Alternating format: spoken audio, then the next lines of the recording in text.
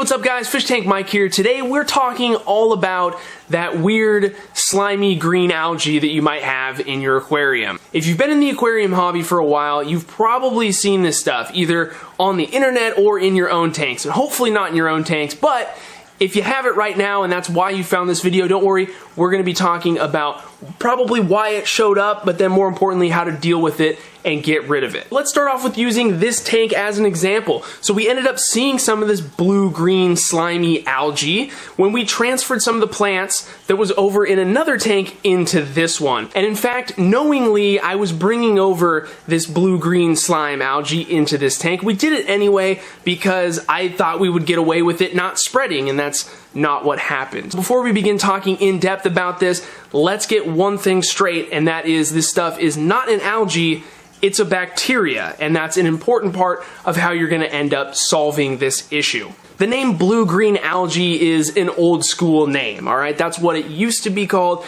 Now we refer to this stuff as cyanobacteria because that's more accurate for what it actually is. It's a bacteria. A lot of different organisms fit into the algae classification. They're all eukaryotes. They have a nucleus just like we do. Bacteria, on the other hand, do not have a nucleus, alright? And that's all of the weird science stuff that we're going to talk about today. If you want to learn more about that stuff, let me know down in the comments. I also wrote a blog post that goes a little bit more in depth than maybe what we'll talk about today, so there will be a link for that in the description. Check that out if you're interested. But let's get back to this tank, in this case in particular. Why is it here? How did it get here? And then probably more importantly, how did we get rid of it? Because it's looking pretty clean right now, huh? This stuff got introduced to this aquarium because it came in on some plants that we pulled from another aquarium. That's one of the reasons why some people like to sterilize or try and clean new plants off as best they can, because they don't want to introduce anything new that might be a nuisance into their new tank. That's something that I didn't do because,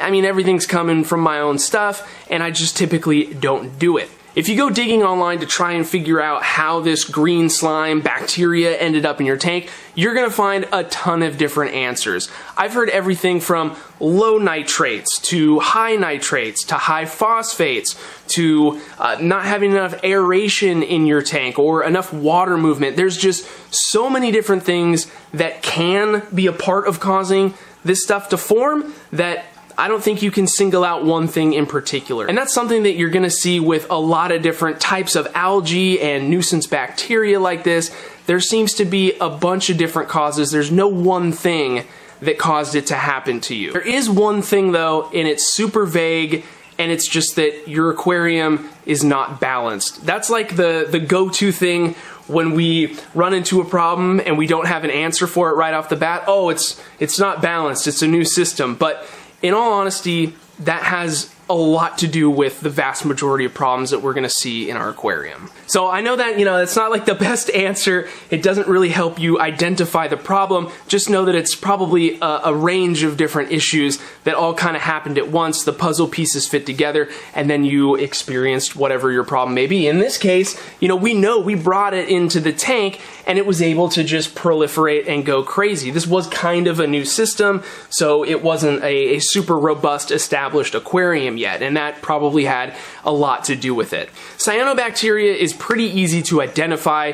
It's this sort of dark green, flaky film that you're going to see that is almost flaky. If you go down and touch it, it's going to kind of flake up and come up off of whatever it's on, and it can be on everything from plants to substrate to the glass to anything else in your aquarium that is a surface. It can be on it. And if you leave it unchecked, it will just continue to spread and it'll take over everything. So my first recommendation is that if you see this stuff, you can properly identify it, start working on it right away. Because if you decide you're going to deal with it on the weekend or maybe next week when you're doing your water change, it's going to be just that much harder to deal with. So get in there right away with the manual removal. This stuff luckily comes up really easily. Just get yourself your siphon, maybe take the big cone off the end so you get a little bit more sucking power, and just go in and try and pull off what you can. Now, it was hard to do in this tank because we have this Monte Carlo down in the substrate that it was covering all of pretty much,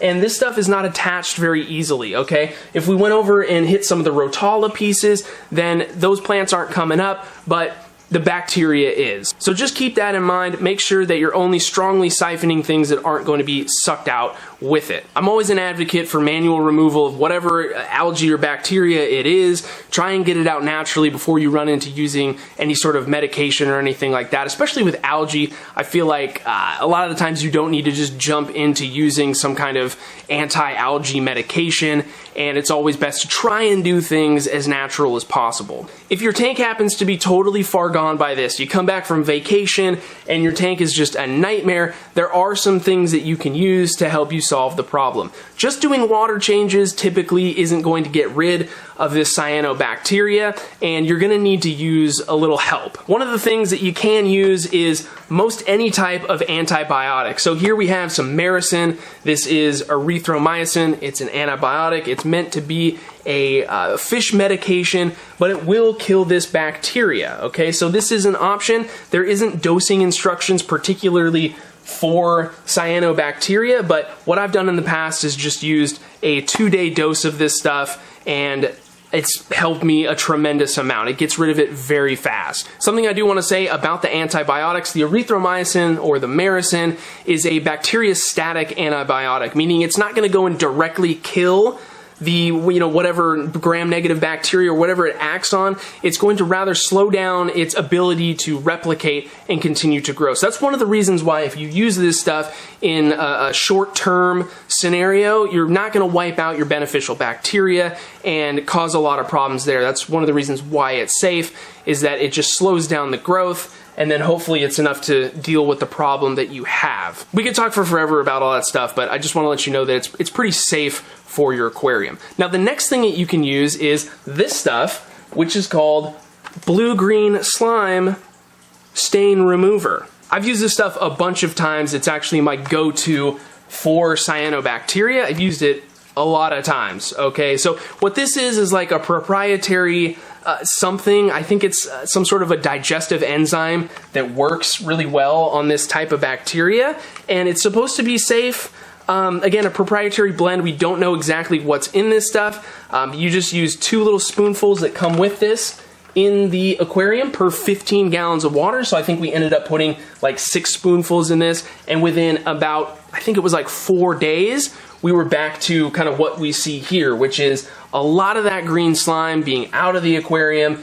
You're going to see it be a lot more grayish rather than green, showing that it has entered into its death phase, and it's not going to be causing you as many problems. It's also a lot easier to remove at this point. It flakes off a lot easier than before, and so you finish up here after a few days with a little bit more manual removal, and you should be good to go. There are other tools that can get rid of cyanobacteria, things like hydrogen peroxide. Even the medication Paragard has some kind of proprietary blend that I've seen kill this stuff. I just personally don't recommend those things because I think it can be easy to put your organisms in a little bit more harm's way. Hydrogen peroxide can be really deadly if you overdose it, and especially with like a widespread blue-green cyanobacteria going on, it can be easy to do that. So that's why we're sticking with the Maricin and the blue-green stain remover. Now, something that we do need to talk about is what happens if this stuff just does not go away, right? It hides out maybe down in the substrate, like right here I can kind of see some still lurking. What happens if it starts to come back? Do you just jump right into using more medications? And the answer to that is yes, but you just don't want to overdo it, okay? It might be that you just have to live with a low level of this stuff for a while you're maybe increasing your water changes or upping your maintenance to try and figure out why this stuff took advantage of your environment to begin with. And that's part of having an aquarium and dealing with these sort of issues. There's a lot of feel involved, and I can't just tell you what that is. So don't freak out if you can't get completely rid of it all at once. Just know that it might just take a little bit of time. And I'm sorry I can't give you like a definitive, hey, use this and it'll be gone, but this is just what fish tanks are all about, man. You gotta just go through it and see what happens sometimes. That's part of why I like fish tanks. There isn't, a hard right or a hard left. You got to just kind of figure it out. And so hopefully this video helped you guys out. There's a lot more going on here than what I could fit in this video, although this probably did turn into a super long and all over the place video. I apologize. Go check out that blog post if you want to learn a little bit more or just get the concise information. Boom, boom, boom, boom, boom. Thank you so much for watching, guys. I hope this helped you, and I hope your tanks are looking good. I'm got a lot of stuff I'm working on, and everything is not all good here, but we're working on it. Thank you very much for watching, guys, and we'll see you next time.